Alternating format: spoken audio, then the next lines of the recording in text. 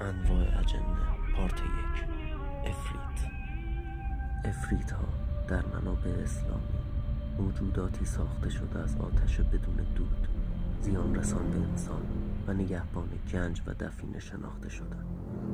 موجوداتی که نه تنها از نزدیک شدن به انسان هراسی ندارند، بلکه از ترس انسان تغذیه میکنند.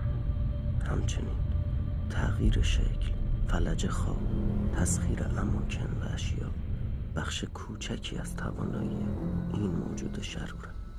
افریت ها عاشق بازی کردن با بچه ها. شنیده شده که افریت ها خودشون رو به شکل همبازی های کودکان در میارن و با اونها بازی میکنن. پس بیشتر فکر کن وقتی که بچه هامون میگن که یه همبازی خیالی دارن.